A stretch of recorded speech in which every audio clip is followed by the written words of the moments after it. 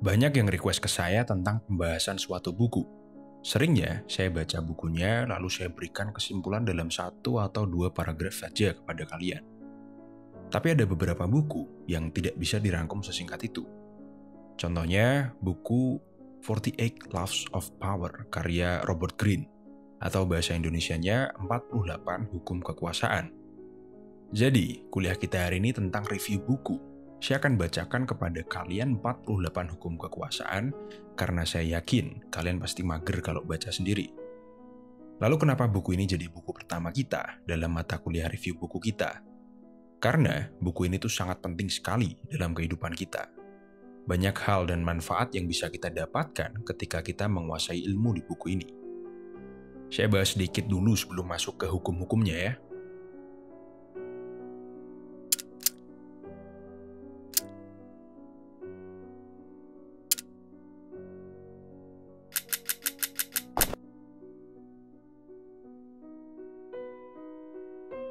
Kalian selama hidup sejauh ini pasti pernah merasakan tentang rasa sakit, kesedihan, kekecewaan, dan berbagai macam emosi negatif lainnya.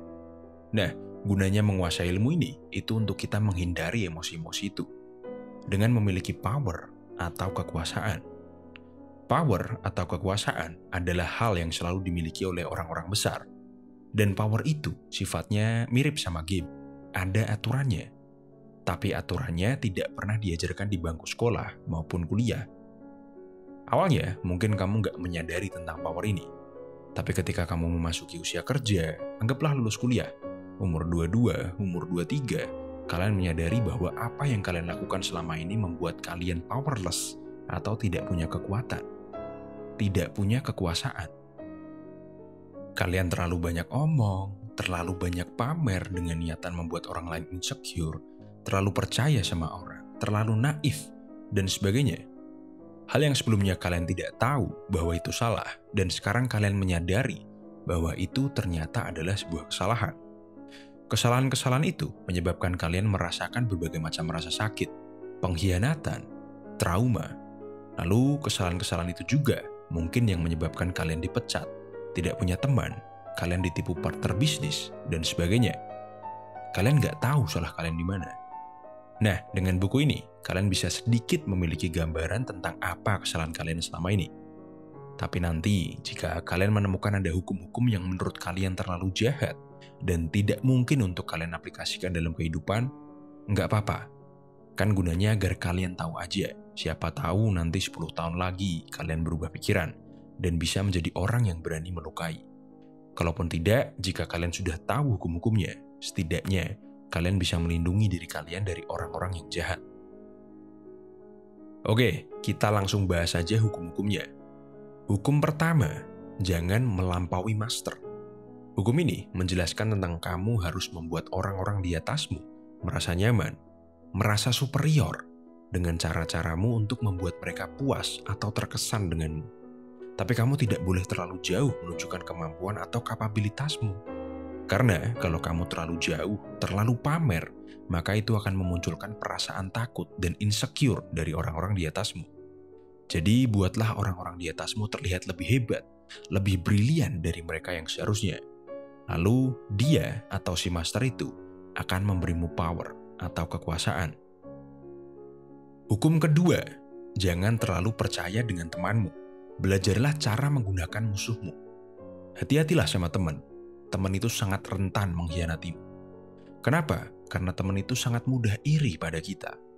Kadang juga kalau kita terlalu baik dan dia terlalu busuk, dia bisa melewati batas-batas dan kejam kepada kita. Nah, ketika kamu punya musuh, kamu bisa baikan dan kamu tahu cara menggunakannya. Maka mantan musuhmu itu bisa jauh lebih setia, jauh lebih loyal dari temanmu. Karena ketika kamu berhasil mengambil hatinya, dia akan berusaha sekeras mungkin untuk membuktikan padamu bahwa dia adalah teman. Jadi kalau kalian gak punya musuh, carilah musuh, lalu taklukkan. Hukum ketiga, sembunyikan niatmu. Jangan terlalu terbuka pada orang-orang, apalagi jika kalian punya maksud tertentu atau agenda pribadi. Kalian harus bisa menyembunyikan niat kalian supaya target-targetmu itu tidak bisa bersiap-siap untuk bertahan dan lebih mudah untuk diserang. Hukum keempat, jangan terlalu banyak omong. Ketika kamu ingin membuat orang terkesan dengan omongan-omonganmu alias pamer, semakin banyak kamu ngomong, semakin kamu kelihatan sepele. Orang-orang hebat itu menebar pengaruhnya dengan melakukan intimidasi dan sedikit omong. Karena semakin banyak kamu omong, semakin besar kemungkinan kamu melakukan blunder yang tolol. Hukum kelima, reputasi adalah segalanya. Ketika kamu punya reputasi yang kuat, maka kamu bisa mengurangi resiko-resiko hanya dari menunjukkan reputasimu. Karena dengan reputasi yang kuat, kamu bisa mengintimidasi lawan-lawanmu. Tapi ketika reputasimu jatuh, maka kamu sangat rentan untuk diserang dari segala arah. Jadi, bangunlah reputasi yang bisa membuatmu terhindar dari kemungkinan-kemungkinan kamu akan diserang. Nah, dari sini bisa disimpulkan juga bahwa salah satu cara terbaik untuk menyerang dan menghancurkan lawan adalah dengan menjatuhkan reputasinya. Hukum keenam, sering-sering cari muka atau tebar pesona. Di dunia ini memang sudah fakta bahwa good looking itu benefit yang luar biasa. Nah, jika kamu bisa membuat dirimu good looking, lalu terlihat menarik dan menonjol di depan banyak orang, maka itu bisa sangat penting untuk membangun reputasimu. Karena faktanya, mau sehebat apapun kamu cari muka dan tebar pesona, kalau nggak ada yang lihat, ya nggak guna. Jadi, jadikan dirimu pusat perhatian, entah itu dengan terlihat lebih menarik, lebih stylish, lebih misterius, lebih dermawan, dan sebagainya. Hukum ketujuh, buat supaya orang yang bekerja, tapi kamu yang dapat hasilnya. Gunakan ilmumu, pikiranmu, dan kebijaksanaanmu pada networkmu, supaya mereka mau bekerja, lalu kamu ambil keuntungan dari situ. Entah itu materialistik atau non-materialistik. Dan mungkin juga kamu bisa ambil reputasi dari situ. Karena pada akhirnya, kamu yang mendapat reputasi dan yang lain akan terlupakan. Hukum ke-8. Buat agar orang-orang mendatangimu. Kasih umpan kalau memang perlu. Ketika kamu berhasil membuat seseorang bergerak, berarti kamu yang punya kontrol. Dan memang cara terbaik itu dengan membuat lawanmu mendatangimu, menyerangmu dulu. Apalagi kalau kamu bisa bikin dia benar-benar hanya fokus ke kamu. Maka lawanmu itu akan meninggalkan semuanya untuk bisa menyerangmu. Hukum ke-9. Selalu coba untuk menang dari aksimu, bukan argumenmu. Kemenangan yang kamu dapatkan dari debat itu sifatnya hanya sementara. Tapi ketika kamu berhasil memenangkan orang melalui aksimu, maka sifatnya bisa saja permanen, atau setidaknya sangat lama. Hukum ke-10. Hindari orang yang selalu tidak bahagia dan tidak beruntung. Percaya nggak percaya, kita bisa saja mati hanya karena kesialan orang lain. Jadi, hindari orang yang sering sial. Dan orang yang tidak bahagia itu selalu tidak stabil. Dan ketidakstabilan itu susah diprediksi. Dan semakin lama kamu kontak dengan orang yang tidak stabil, maka lama-kelamaan kamu akan ketularan. Hukum ke-11. Belajarlah cara untuk membuat orang ketergantungan padamu. Salah satu cara untuk mendapatkan power adalah dengan memiliki orang yang selalu membutuhkanmu dan mencarimu. Jadi, buatlah agar orang-orang bergantung padamu untuk mencari kebahagiaan dan kekayaan. Lalu, jangan ajarkan mereka terlalu banyak supaya mereka tidak lepas ketergantungan darimu. Hukum ke-12. Gunakan sedikit kejujuran dan kebaikan untuk menghindari ancaman dari korbanmu. Satu kebaikan atau kejujuran yang kamu lakukan itu bisa menutupi banyak kejahatan dan kebohongan yang kalian lakukan. Dan ketika dia bisa merasakan kebaikan dan kejujuranmu, maka dia akan menurunkan pertahanannya. Lalu, kamu bisa menyerang dan memanipulasi mereka. Hukum ke-13. Ketika kamu butuh bantuan, buat agar mereka tertarik untuk membantumu, bukan karena mereka kasihan padamu. Kalau kamu butuh bantuan seseorang, jangan pernah ungkit-ungkit apa yang sudah kamu lakukan untuk dia. Karena dengan begitu, kamu bisa disepelekan. Nah, cara yang tepat untuk meminta bantuan adalah dengan membumbui permintaanmu dengan sesuatu yang bisa menguntungkan dia. Maka, dia akan dengan senang hati, dengan antusias, akan membantumu. Hukum ke-14. Berpura-puralah menjadi seorang teman. tapi juga sambil menyelam, minum air. Mengetahui tentang rival atau lawanmu itu penting, dan cara terbaik untuk tahu tentang dia adalah dengan menjadi temannya. Ketika kamu menjadi temannya, kamu bisa mencari informasi-informasi yang penting yang bisa kamu gunakan untuk menyerangnya. Hukum ke-15, ketika akan menyerang musuhmu, pastikan kamu benar-benar menghancurkannya. Dari pengalaman historis pemimpin-pemimpin zaman dulu, ketika mereka menemukan lawan yang kuat atau menakutkan, maka mereka harus menghancurkannya dengan total. Jangan setengah-setengah, karena jika tidak dihancurkan dengan total, maka akan timbul balas dendam dari lawanmu. Hukum ke-16, gunakan menghilang untuk meningkatkan hormat dan value-mu. Seperti hukum ekonomi, banyaknya jenis barang beredar itu akan semakin murah di market. Sama dengan hubungan sosial, ketika kamu sudah lekat pada suatu kumpulan, belajarlah untuk keluar sejenak, maka kamu akan jadi bahan obrolan.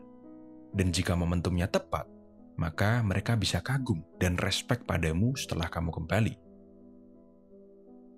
Hukum ke-17, buat orang-orang segan padamu dengan menjadi orang yang sulit diprediksi. Semakin perilaku atau responmu mudah diprediksi, maka orang-orang, baik itu teman ataupun lawan, akan merasa bahwa mereka bisa mengontrol kamu. Nah, ketika kamu susah diprediksi, maka orang-orang akan segan padamu, akan takut padamu, karena mereka tidak bisa menggambarkan cara untuk mengontrol atau menebak perilakumu selanjutnya. Hukum ke-18, jangan bangun benteng untuk melindungi dirimu. Isolasi itu berbahaya. Dunia itu berbahaya, di mana-mana selalu ada aja musuh atau orang-orang yang berniat buruk. Jadi, kita harus bisa melindungi diri kita sendiri, tapi tidak dengan membuat benteng. Karena benteng hanya akan mengisolasi kita, dan itu sangat berbahaya. Kamu bisa ketinggalan informasi, kehilangan fleksibilitas, terus bikin kamu terlalu mencolok dan terlihat lemah, sehingga kamu akan lebih mudah dijadikan target. Hukum ke-19, ketahui siapa musuhmu. Jangan sampai salah cari musuh. Di dunia ini banyak sekali jenis manusia dan banyak juga hal yang bisa jadi variabel berbahaya. Dan tentunya strategi kita itu belum tentu 100% berhasil. Kalau kamu salah langkah, selain kemungkinan kamu akan kalah, ada juga bahwa kemungkinan akan munculnya musuh yang siap mengorbankan segalanya hanya untuk mengalahkanmu. Dan itu akan sangat merepotkan. Jadi berhati-hatilah dalam mencari lawan. Hukum ke-20, jangan berkomitmen pada siapapun. Jadi, kamu jangan cepat-cepat untuk mengambil pihak, semisal dua temanmu ada yang berkelahi. Pihak paling tepat yang bisa kamu ambil adalah dirimu sendiri. Dan mungkin jika kamu melihat kesempatan, kamu bisa mempermainkan dua pihak lain untuk kepentingan pribadimu. Hukum ke-21, berpura-pura bodoh. Nggak ada orang yang suka kelihatan bodoh di dunia ini. Maka dari itu, kalau kamu punya target atau musuh, buat dirimu terlihat bodoh sehingga mereka merasa pintar. Ketika mereka sudah merasa lebih pintar darimu, maka kamu tidak akan pernah dicurigai dan kamu bisa menyerang secara diam-diam.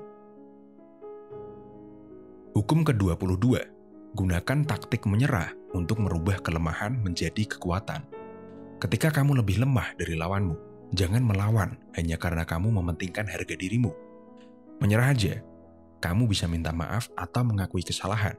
Dengan begitu, kamu bisa membeli waktu untuk balas dendam. Hukum ke-23, fokus pada satu hal. Ketika kamu punya suatu bidang yang bisa memberimu sesuatu, entah itu material atau non-material, fokus di situ, gali lebih dalam. Itu akan lebih menguntungkan daripada kamu berpindah-pindah bidang. Hukum ke-24, berperanlah menjadi seorang penjilat yang sempurna. Orang yang pandai menjilat itu selalu dikelilingi oleh power atau kekuatan. Ketika dia sudah pintar menjilat atasan, pintar menjilat bawahan, maka pelan-pelan tapi pasti, power atau kekuasaannya akan semakin meningkat. Hukum ke-25, bangun ulang dirimu. Kalau kamu ngerasa bahwa dirimu yang sekarang itu bukan kamu, atau kamu merasa dirimu hanyalah sebuah sosok yang dibentuk oleh orang tuamu, atau lingkunganmu, maka kamu harus membangun ulang dirimu. Buatlah diri baru, identitas baru, wujud baru yang bisa menjadikan kamu bangga pada dirimu sendiri. Hukum ke-26, selalu pastikan bahwa tanganmu bersih. Ketika kamu harus melakukan kesalahan atau hal yang kotor, pastikan kamu menggunakan tangan orang lain untuk melakukannya, sehingga tanganmu bersih dan kamu terlihat suci. Hukum ke-27, jika kamu membutuhkan pengikut, manipulasi kebutuhan dan kepercayaan mereka. Manusia itu punya tendensi atau kebiasaan untuk mempercayai sesuatu. Dan ketika kamu bisa menjadi focal point dari kebiasaan itu, maka kamu akan lebih mudah mendapatkan pengikut. Dan ketika kamu bisa memberikan mereka alasan untuk percaya padamu, maka orang-orang itu akan mau berkorban untukmu. Hukum ke-28, ketika melakukan sesuatu, lakukan dengan percaya diri. Ketika kamu tidak yakin tentang hal yang harus kamu lakukan, maka jangan lakukan. Keraguanmu itu akan membuat kamu tidak melakukannya dengan maksimal. Jadi, ketika kamu harus melakukan sesuatu, pastikan kamu yakin dan kamu percaya diri bahwa itu akan berhasil. Hukum ke-29, ketika merencanakan sesuatu, maka rencanakan sampai akhir. Sebaik apapun prosesnya, hasilnya tetap di akhir. Dan kalau akhirnya tidak berguna, maka semua rencanamu akan sia-sia. Hukum ke-30, buat pencapaianmu itu seakan-akan mudah dan kamu nggak perlu berusaha atau effortless. Jadi, seakan-akan pencapaian yang memang susah didapatkan, itu kamu dapatkan dengan cuma-cuma. Dengan begini, kamu bisa menanamkan ilusi bahwa kamu masih bisa mencapai pencapaian yang lebih tinggi. Hukum ke-31, kontrol pilihannya, buat orang-orang bermain dengan pilihan yang kamu buat. Ini mirip manipulasi ya, gunanya untuk memberikan ilusi pada target bahwa dia memiliki kontrol, yang padahal semua kontrol ada di tanganmu. Hukum ke-32, mainkan fantasi orang lain. Manusia itu selalu takut akan fakta dan kejujuran, jadi mereka akan sulit sekali mendengar kekurangan dan keburukan mereka. Dan sebaliknya, mereka senang sekali mendengar kelebihan dan kebaikan mereka. Nah, hukum ini tuh menjelaskan tentang bagaimana caranya kita mengiming-imingi orang lain dengan fantasi mereka, sehingga mereka menuruti kita. Hukum ke-33, carilah kelemahan semua orang. Semua orang pasti punya kelemahan mereka masing-masing. Biasanya kelemahan ini mewujudkan insecure-nya mereka, ketidakmampuan mereka dalam mengontrol emosi atau hasrat, atau kebutuhan, atau satu hal kecil yang jadi kesenangan mereka. Misalnya, fetish. Tapi apapun itu, jika kalian bisa menemukan, kalian bisa habisi musuh kalian. Hukum ke-34, royal. Jika ingin diperlakukan seperti seorang raja, berperilakulah seperti seorang raja. Bagaimana kita membawakan perilaku kita kepada orang-orang, itu akan menunjukkan juga bagaimana orang-orang akan memperlakukan kita. Kalau perilakumu biasa aja, maka kamu akan diperlakukan biasa aja. Kalau perilakumu seperti raja, maka kamu akan diperlakukan seperti raja. Hukum ke-35, kuasai timing. Jangan pernah terlihat buru-buru. Buru-buru itu menunjukkan bahwa kamu kurang kontrol terhadap dirimu. Cobalah untuk selalu terlihat tenang dan sabar, seakan-akan kamu sudah tahu bahwa semua hal akan baik-baik saja atau sesuai rencanamu. Kamu juga harus belajar bersantai ketika kamu sedang menunggu. Kalau belum waktunya ya, jangan buru-buru. Hukum ke-36, ketika kamu tidak bisa memilikinya, maka lupakan. Cuek itu balas dendam terbaik. Semakin besar perhatian yang kamu tunjukkan pada masalahmu atau pada musuhmu, maka mereka akan menjadi semakin besar. Terkadang, hal terbaik yang bisa kamu lakukan itu adalah dengan membiarkan hal itu seperti itu, alias biarin aja. Hukum ke-37, tunjukkan sesuatu yang menarik. Kalian yang nonton bola pasti tahu selebrasinya Ronaldo sama Bellingham. Kan itu sangat ikonik ya. Gestur yang wah atau menarik seperti itu sangat membekas pada penonton dan memunculkan ilusi aura yang membuat kamu terlihat sangat hebat. Hukum ke-38, berpikirlah semaumu, tapi berperilakulah seperti orang lain. Kamu orang yang brilian dan kamu mencoba menunjukkan ide-ide brilianmu. Orang-orang tuh kadang mikirnya gini, ini orang caper banget. Lalu lama-lama mereka akan sebel, kesal, dan bahkan benci. Apalagi kalau lingkunganmu goblok dan kamu terlalu brilian, maka mereka akan membencimu karena membuat mereka merasa insecure. Jadi kadang kita harus membaur sesuai kapasitas lingkungan kita. Hukum ke-39, untuk menangkap ikan, aduk kolamnya. Amarah dan emosi itu hal yang sangat bagus untuk kita jadikan alat melawan musuh kita. Ketika kita bisa membuat lawan kita marah atau emosional, maka kita lebih mudah untuk menangkapnya, lalu kita hancurkan. Hukum ke-40, jangan mau gratisan. Apa yang ditawarkan orang lain dengan gratis itu berbahaya. Kadang ketika kita dibayarin makan, itu ada agenda pribadi, ada permintaan khusus yang mereka minta ke kita. Hukum ke-41, hindari mengikuti jejak orang lain. Kalau kamu punya orang tua yang hebat atau sangat terkenal, akan sulit sekali untuk melampaui mereka. Karena apa yang terjadi pertama, biasanya lebih mudah diingat dari yang terjadi kedua. Maka dari itu, sukseslah dengan caramu sendiri. Hukum ke-42, serang gembalanya, maka dombanya akan berlarian. Ketika kamu punya musuh atau permasalahan, itu selalu bisa dilacak kembali ke satu individu, alias dalangnya. Nah, ketika kita serang dalangnya, maka orang-orang lain yang jadi musuh kita atau masalah kita, itu akan kabur dan lari tanpa arah. Lalu kita bisa kejar mereka dan habisi sekalian. Hukum ke-43, fokus pada hati dan pikiran orang lain. Fokus pada hati dan pikiran orang lain, sehingga kamu bisa tahu isi hati dan pikiran mereka. Lalu mainkan itu dengan rasa takut dan rasa sakit. Maka mereka akan nurut sama kamu. Hukum ke-44, lucuti dan provokasi mereka dengan mirror effect. Mirror atau cermin itu bisa menunjukkan realita, tapi juga bisa menjadi alat untuk menipu. Ketika kamu melakukan hal yang sama dengan yang dilakukan musuhmu, maka mereka tidak akan bisa membaca strategimu. Dengan meniru mereka, mereka akan merasa dihina dan dipermalukan. Karena dengan meniru mereka, mereka akan merasa bahwa kalian ini orang yang sama atau setipe, yang berarti dia sedang bermusuhan dengan orang yang sama dengannya. Hukum ke-45, selalu berusaha untuk berubah, tapi jangan terlalu banyak berubah dalam satu waktu.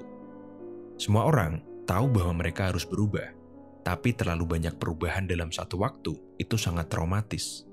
Jadi ketika kalian tiba-tiba dapat jabatan atau posisi yang tinggi, jangan terlalu banyak berubah peraturan dalam satu waktu. Hargai tradisi mereka, lalu rubah pelan-pelan, satu demi satu. Dan katakan bahwa kamu mencoba untuk improvisasi, maka mereka akan memahami dan menghormatimu. Hukum ke-46, jangan terlihat terlalu perfect. Terlihat jauh lebih hebat dari orang lain, itu berbahaya. Tapi yang jauh lebih berbahaya, itu ketika kita terlihat tidak punya kelemahan atau kesalahan. Hati manusia itu banyak yang busuk, mudah iri. Jadi, kadang tunjukkan beberapa kelemahan atau kesalahan yang disengaja untuk menghindari rasa iri dari orang lain.